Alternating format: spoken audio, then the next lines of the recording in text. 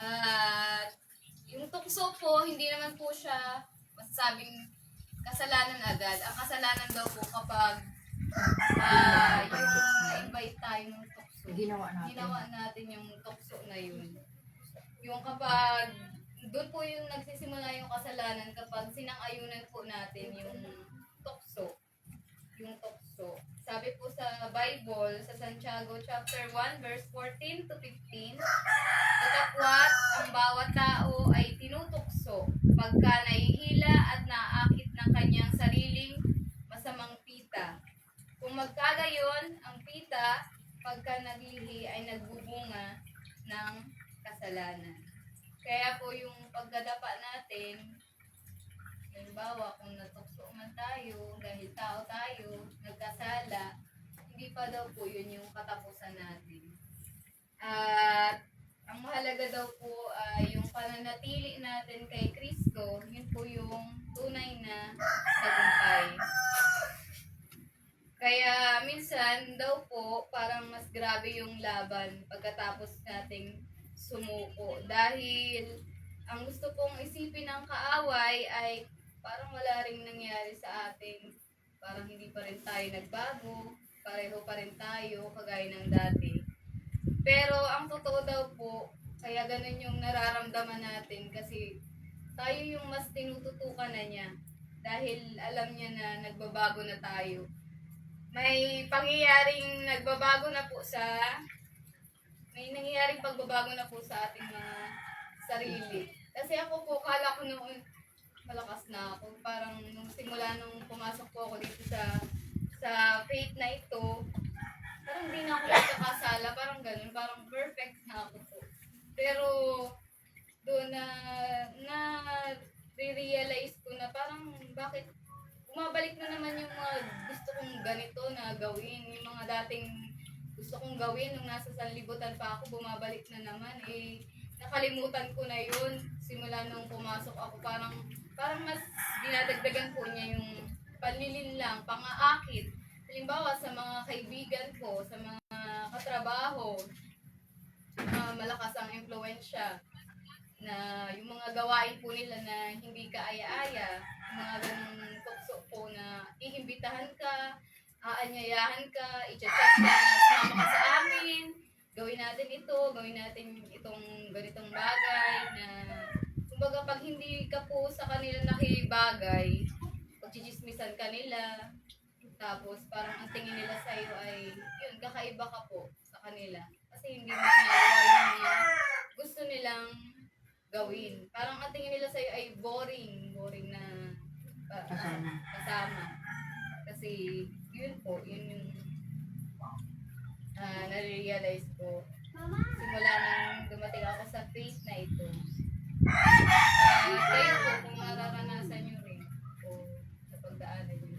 Pero nalalampasan mo yun. Nakukontrol mo yung sarili mo. Noong una po, hindi. Pero ngayon po, nalalampasan ko na kasi nare-realize ko parang hindi ako masaya na gawin yung mga bagay na gusto nilang gawin. Hindi na po ako masaya dun sa mga ganong bagay. May punto pala po mga ganun. Yung mga gawain ng sanlibutan na parang hindi ka na masaya na ginagawa yun. Ganun pala kapag nabasa mo na yung mga salita ng Panginoon po. Doon talaga tayo tinututukan ng diablo. Kaya Ang mga bagay sa na mga hilig po natin, kahit sa pagkain o sa mga narinig. minsan sa akin, nangyayari din yan eh. Minsan ay nanghihina din ako. Yung gano'n, kala ko, kaya mo nang kontrolin. Pero dumarating talaga yung parang lumalaban ka. Gusto ko yun, ganito, ganyan. O, nadating talaga. Doon tayo pag tayo ay napapalapit na talaga sa kanya, diba, dasal tayong dasal, lagi tayo sa kanya. Ang diablo talagang naandun. Lahat ng gagawin niya, sisiraan tayo, ibabalik tayo sa nakaraan natin. Pero kung hindi natin malalabanan, wala na. Diba? Nakakatakot. Darating ang araw, yung kaluluwa natin, sayang naman yung sacrifice natin dito sa ibabaw. Diba? Ganun talaga nangyayari. Lalo pa kung ikaw ay matibay, tayo ang inuuna. Hindi naman niya tinutokso yung dati ng masama eh. Di ba? Yun lang mabubuti ang tinatarget niya. Kaya tayo't mga anak ng Diyos, tayo ang inuuna. Kaya, sabi ko, simula nung pumasok ako sa faith na ito, parang araw-araw akong nakikipaglaban. Parang battle po araw-araw. Kasi unang-una, yung environment ko Sa trabaho mo na lang, no? sa trabaho mo na lang, talagang Iba sila. magsasakripisyo ka. So, iba sila, iba yung, Oo. kumbaga, yung kultura na sabi ko, bakit kaya dinala ako ng Panginoon sa faith na ito, pero yung environment ko naman, hindi naman ayon sa kagustuhan ng Panginoon. Lalo na sa school po, di ba, ang Valentine is pagan practice. So, conflict po siya sa religion natin na Sabat. Kasi, ang obligasyon ko po dun, SPTA secretary po ako. Ako po yung gumagawa ng invitation, ako yung gumagawa ng certificate ng mga bata, at may event po kami sa school. Ng kagabi po, kahit kagaya kagabi, pero naka-join po ako sa worship. So sabi ko ay kung Panginoon, kung alisin mo na lang ako dito sa trabaho ko. Kaso naisip ko naman po na paano na kami, paano na yung pamilya namin. Syempre po, umaasa rin ako dito sa trabaho ko, sa kita na makukuha Ano yun? ko po. Tapos, Palaubon mo na lang.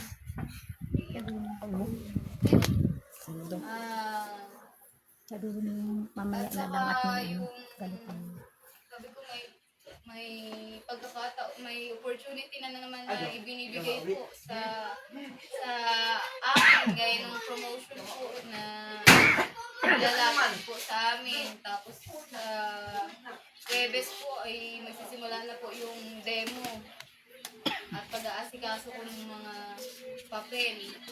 So parang naguguluhan po ako dahil gusto kong makasunod talaga sa Panginoon ng buong buo, ng buong puso, na maibigay talaga sa Kanya yung full service na kinakailangan po. Pero itong nature of work ko naman ay tinatanong ko po yung sarili ko, ilaw ba? Nagiging ilaw kaya ako sa kanila? Sa mga bata, sa mga katrabaho ko, nagiging liwanag kaya ako sa kanila? Siguro po, sa paninindigan, sa araw ng Sabat, baka yun yung liwanag ko. Kasi simula nung nanindigan po ako dun sa araw ng Sabat, yung isa kong kasamahan, parang nanindigan na din siya dun sa faith niya. Kaso iglesia naman po siya. Na hindi na rin siya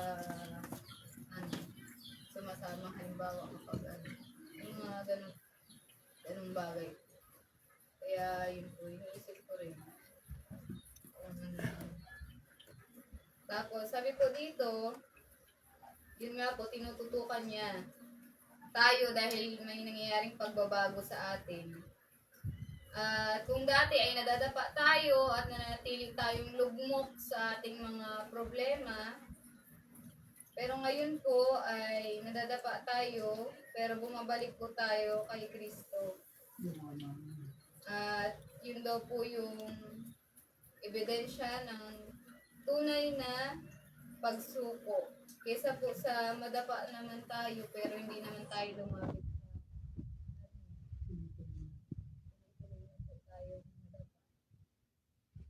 Sabi po ay kilalanin ninyo ang inyong kasalanan. At hindi daw po ibig sabihin na itinatanggi yung kasalanan. Inaamin po natin na may pagpapakumbaba sa Kanya na tayo ay nagkakasala. Ngunit sabihin ninyo sa kaaway na si Kristo Jesus ay naparito sa sanlibutan upang iligtas ang mga makasalanan. Mababasa po yun sa 1 Timothy chapter 1 verse 15. Ipaalala daw po natin sa kaaway yung katotohanan po ng ebanghelyo, ng salita ng Panginoon. Na si Jesus po ay dumating hindi para sa mga perpekto, kundi para sa makasalanan. So kung nararamdaman po natin na hindi tayo perfect talaga, ay nandiyan talaga si Jesus Christ. Kasi minsan naisip ko, parang naiinis din po ako sa sarili ko kasi bakit ba hindi ako maging perfect? Hindi ko masunod ng tamang-tama yung nasa kautusan, mga tagubilin ko ng Panginoon. Pero ito po, nabasa ko ngayon, yun nga, hindi siya dumating para sa mga perfecto. Para sa Hindi mga para makasalanan. sa perfecto, kundi para sa mga makasalanan nga. At upang kayo ay mailigtas ng kanyang walang kapantay na pag-ibig. At yung kaligtasan po natin ay nakabatay po sa pag-ibig ni Kristo at hindi sa kabutihan ng tao. Sabi pa po, tinanong ni Jesus si Simon tungkol sa dalawang may utang. Yung ito po ay talinghaga tungkol po sa kahulugan po ng pagpapatawad, kapatawaran. Ang una ay may utang, yung maliit daw po. Ang ikalawa ay malaking halaga. So, pinapakita ko yung iba't ibang laki ng kasalanan po sa paningin ng tao. Na datapwat kapwa niya pinatawa na pareho po silang pinatawad hindi dahil sa laki o liit ng utang, kundi dahil sa awa ng nagpautang. Sino sa dalawang may utang ang iibig ng malaki? At sabi po, yaong pinatawad niya ng ilalong malaki. Sabi po sa Lucas chapter 7, verse 43. Kung sino daw po yung mas nakakaunawa na malaki ang ipinatawad sa kanya, at kung sino po yung mas umibig, yung taong lubos na nakaunawa kung sino siya kung wala po si Kristo sa buhay niya. At kung sino po yung mas nagmahal sa Panginoon, mas sumunod talaga dun sa pag-uutos niya. Yun po yung kanyang pinatawad. Tayong lahat naman ay totoong makasalanan. So, lahat po tayo, wala pong exempted. Lahat po tayo ay nagkakasala. Ngunit namatay si Kristo upang tayo'y mapatawad. Kaya nga po nag-sacrifice po si Jesus Christ. Yun po sa verse, ano nga pong verse? Dito si Jesus ang bigatin sa. At ang solusyon sa kasalanan daw po ay sakripisyo ni Jesus sa krus. At yung mga karapatan ng kanyang sakripisyo ay sapat ng iharap sa Ama. Yung dugo daw po at sakripisyo na ibinigay sa atin ng ating Panginoong Hesukristo ay sapat na, ganap na sapat para ipagtanggol po tayo sa harap ng Diyos Ama. Ang mga pinatawad niya ng malaki ay siyang iibig sa kanya ng malaki. At yung malalim daw po na karanasan ng kapatawaran ay nagbubunga ng malalim na pag-ibig at pagsunod at magiging pinakamalapit sa kanyang luklukan upang magpuri sa kanya. At sabi po dito, yung mga tunay na nakaranas ng biyaya ay masigasig sa pagsamba at paglilingkod. So, ito po yung makikita daw po yun kung masigasig po tayo sa paglilingkod sa ating Panginoon.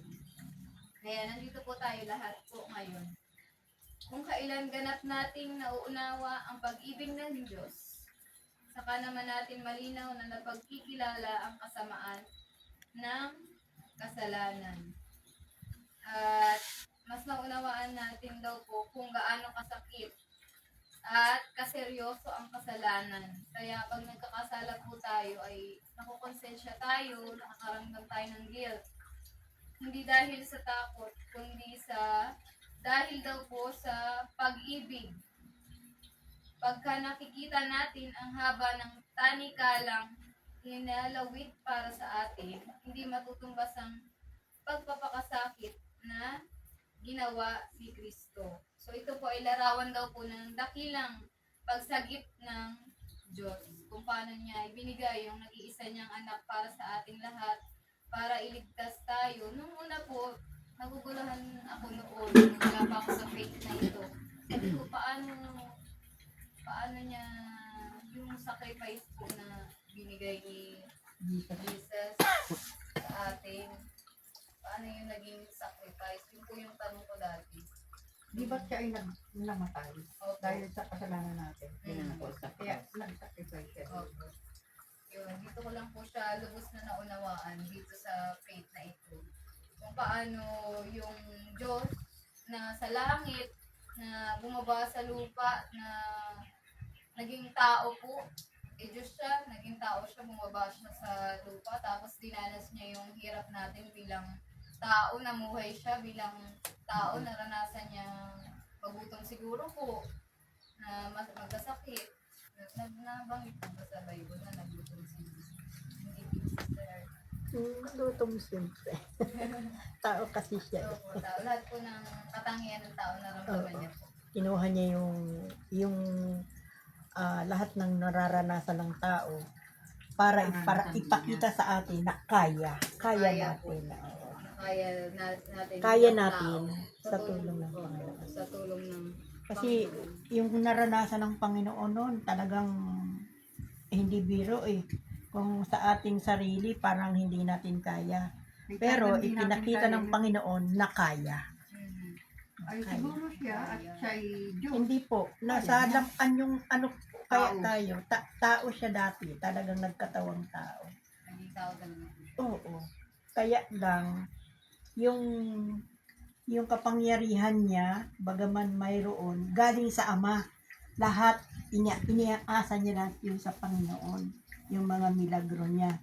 Para isipin natin na ang lahat bilang tao tayo nasa Panginoon. Yun po yung sacrifice Yun yung talaga na ginawa. kinuha niya talaga dahil sa pag-ibig niya sa atin na imbis na tayo magdanas ng kamatayan na yon, siya na lang ang pumalit sa ating lugar. Nag-sacrifice. Siya ang nagsakripisyo. Pero kung sa akin, di natin ang kaya. Hindi po kaya Hindi po ka ako. hindi halimbawa ka siya hindi po, kakayanin yung kung tayo anak na ko, ibibigay ko Hindi sa natin mga tao kaya. para mag-sacrifice. Para hindi magdurog po yung puso ko pag nakita ko siya naghihirap, tapos parang tupin ako siya. kaya nga nung mamalagutan ng hininga ang Panginoon kung natandaan nyo, nahapak yung yung tabing curtain at nagkaroon ng kadiliman na kasi nandun yung ama na nagdadalamhati sa pagkamatay ng anak niya. Hindi siya pwedeng nating makita kaya tinakpan siya nagtakip siya, dumilim ba ganun noong mga panahon na yon. So, nandun yung pag-care ng Panginoon o ng Diyos Ama sa kanyang anak. Kaya nga sabi yung magbabaliwala tayo sa paniniwala sa kay Kristo na nang dahil sa atin ay namatay, parang kumbaga ito yung hindi tayo niya mapapatawad. Talagang doon tayo sa kahatulan talaga pupunta. Talagang hatulan po. Oo, talaga kasi tayo. sinacrifice ng Panginoon yung una ni Christ, sinacrifice niya yung buhay niya at ganun din ang Diyos Ama, sinakripisyo niya para lang sa atin tapos mababaliwala baga. Kaya di ba ang sa sanctuary anong sabi niya na hanggang ngayon ay namamagitan siya, Ama, ang aking dugo, ang aking dugo. Kasi iniisip niya kasi na yung mga tao bigyan pa talaga ng palugit na panahon na makilala talaga yung Kaya ayaw niyang, kasi tinubos niya eh. Dugo niya ang pinantubos sa lahat, sa ating lahat ng mga tao sa sanlibutan ito.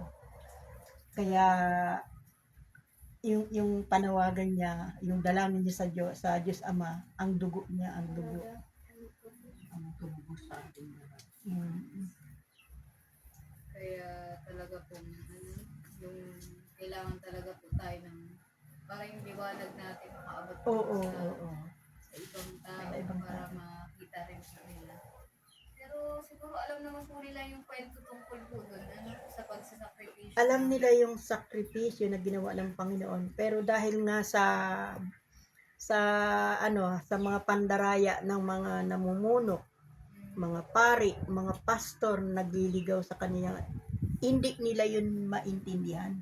Binabago kasi. Kaya pala po noon, hindi ko talaga din maintindihan nung nasa Catholic ako. Kasi kung itinuro yun, Maayos po. walang taong magiging masama. Kasi Nasa tao na lang yan. Kung titingnan nila yung ginawa ni Jesus Christ. Di ba? Ay kung tayo talagang masama, hindi natin na ano yun, di ba? Hindi natin na nagiget yung mga bagay na yun. kaya nga sabi, Napalipat tayo sa kasamaan. sa ano daw baga, yung sa panawagan ng Panginoon at hindi natin dinidinig, ang dami na paunti-unti namang lumalayo yung at tayo na halimbawa na hindi nakikinig, madarating tayo sa talagang punto na hindi na natin maririnig yun, magpapakasama na lang tayo. Kasi hindi na natin naririnig yung ng tinig ng Espiritu ng Panginoon. Ayaw kaya natin tanggapin, no? Ganun ang nangyayari. Kasi nga, ang ating puso, kumbaga nasa sanlibutan pa talaga. Pero meron naman ding kahit nasa sanlibutan, alam yan eh. Di ba? Alam po nila, kasi sinasabi naman niya ng mga pastor, ng mga kaya nga lang, Iba lang ang iba ano ang nila. nila, hindi Iba lang nila ang tradisyon itinuturo nila. yung totoong turo talaga. Anong dahilan para magkaroon sila ng mga kabig sa kanilang hulihan, pagtayo sila ng kanya-kanyang sarili. Parang binabago nila yung Bible, di ba? Nagsasarili sila. Yung sarili nilang Ay interpretasyon. katulad lang nung Sabado at Linggo, di ba? Itwinis nila yung Sabado sa Linggo, di ba? Sa Katoliko yan. Alam po nila yun. Kaya nga yung pasyong mahal nila, nandun andun yung pinaka buod kung paano yung lalo na yung Sabat. Kaya nga lang dahil ang katuwiran ng Catholic hindi kayang sundin. Kaya binago nila yun. Sino ang author nun? Ay di ang kaaway. Si Satanas din. At ito ang gawain niya, yung ilayo tayo sa katotohanan para Kaya kaunti lang baga ang talagang magiging anak ng Diyos. tayo kasi yung kumbaga ang tao kasi ay parang naging Kaunti lang. tawag nito, laruan ni Satanas kasi natalo siya ng Panginoon. So sino yung yung babakahin niya talaga? Tayo na mga tinubos ng dugo ng Panginoon. Kasi Sa katotohanan. pag nakuha tayo, para na rin siyang nanalo. So, ganun yung kaya kahit anong pagsubok ba? Kaya binibigyan tayo ng mga pagsubok kung hanggang saan natin malalampasan. Di ba minsan talaga? Di ba subok tayo? Halos ayaw mo na. Ay. Pero kung tayo nananatili na nasa ating Panginoon, malalampasan natin.